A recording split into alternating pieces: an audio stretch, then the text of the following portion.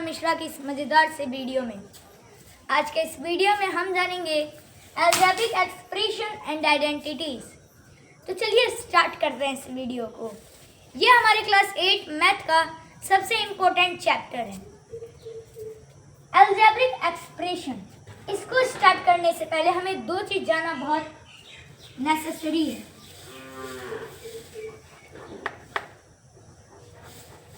Variable, constant.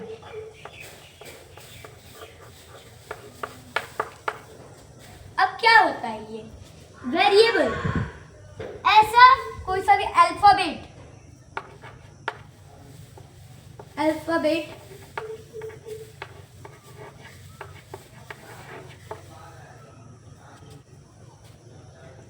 Not fixed value, alphabet और not fixed value.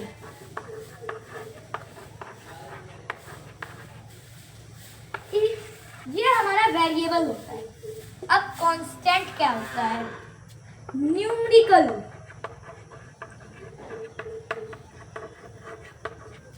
And fixed value.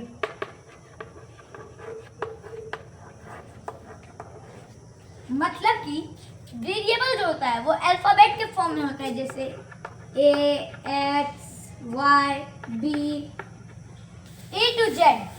और जो हमारा कांस्टेंट होता है वो 1 to इन्फिनाइट, और ये न्यूमेरिकल के फॉर्म में होता है और फिक्स्ड वैल्यू होता है इसका। अब ऐसा कैसे कि इसका फिक्स्ड वैल्यू नहीं है, इसका फिक्स्ड। वेरिएबल जो होता है उसको हम लोग ए एक्स मान के चलते हैं। जैसे मेरा जो एज है वो मे बी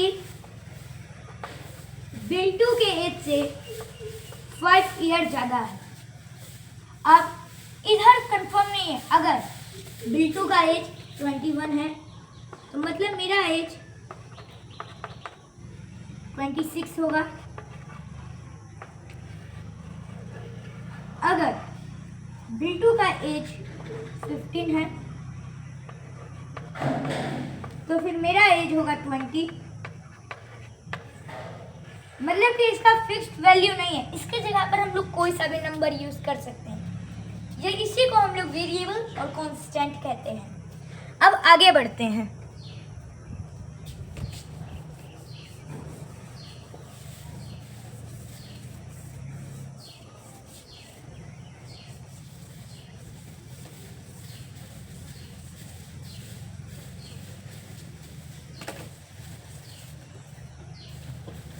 अब चलिए जानते हैं। हमने वेरिएबल और कांस्टेंट के बारे में जान लिया। अब जैसे कि हमारा कोई सा भी सिंपल न्यूमेरिकल होता है 2 + 3 + 7, इसमें हमारा कितना टर्म है? एक टर्म ये रहा, एक टर्म ये रहा और एक टर्म ये, मतलब 3 टर्म है, 3। इसी तरीके से हमारा अलजेब्रिक एक्सप्रेशन में भी टर्म्स और फैक्टर्स होता है।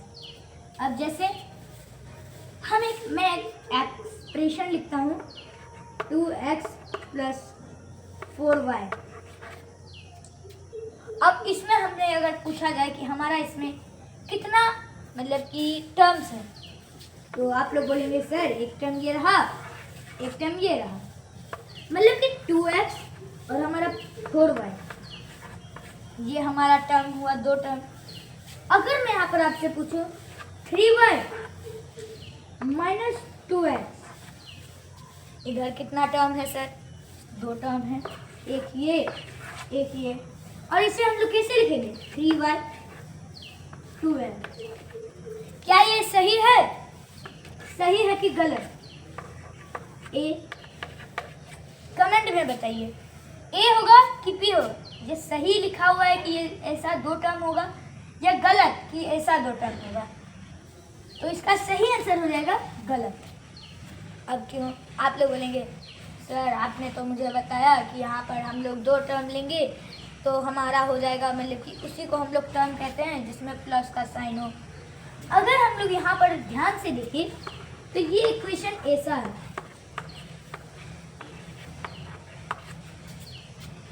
ऐसा है, इसी से हमारा हमारा ये इक्वेशन फॉर्म होता है, प्लस माइनस माइनस, तो 3y माइनस 2x। अब यहाँ पर तो हमने लिखा है 3y 2x, बट हमारा ये साइन कहाँ गया? प्लस का साइन तो छुपा हुआ रहता है, इसलिए हम लोग नहीं लिखते हैं, लेकिन माइनस का साइन तो नहीं छुपता है। तो ये हो गया हमारा टर्म्स। अब हम जानते हैं फैक्टर्स के बारे में।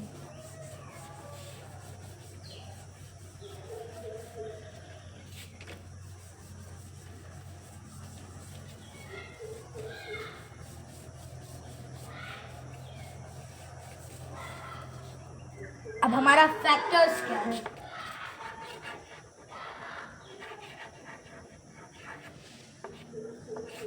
फैक्टर्स, अब फैक्टर्स क्या होता है? हमने तो न्यूमेरिकल में पढ़ा है, जैसे 15, इसका फैक्टर 1, 3, 5, 15 ये सब रहता है। लेकिन अब इसका अगर हम लोग को अलजेब्रिक एक्सप्रेशन दे दे 7y²x, इसका हम लोग को फैक्टर पूछ लिया, तब क्या करेंगे? इसमें फैक्टर क्या क्या निकलेगा?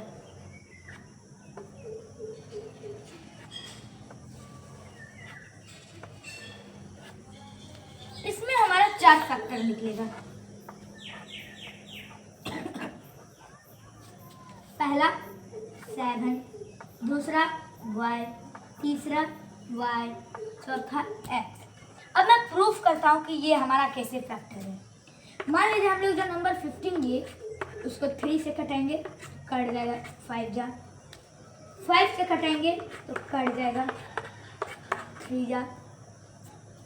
वैसे हमारा अगर 7y² x है बटे 7, 7 कट जाएगा, हमारा y² x। वहीं अगर हमारा 7y² x है बटे y कटा 7y x, क्योंकि यहाँ पर स्क्वायर था, x है तो 7y² x बटे x कटा 7y²। समझ में आया? इस तरीके से होता है हमारा फैक्टर्स। अब हम आगे चलते हैं।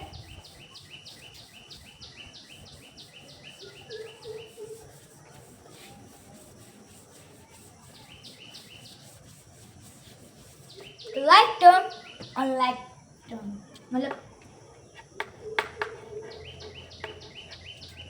लाइक एंड अनलाइक टर्म, ये बहुत ज़्यादा इम्पोर्टेंट है।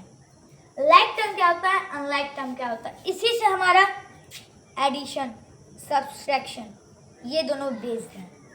लाइक टर्म, जैसे मान लीजिए मैं एक इक्वेशन लिख रहा हूँ 2x + 3y - 2x² y + 4y² x -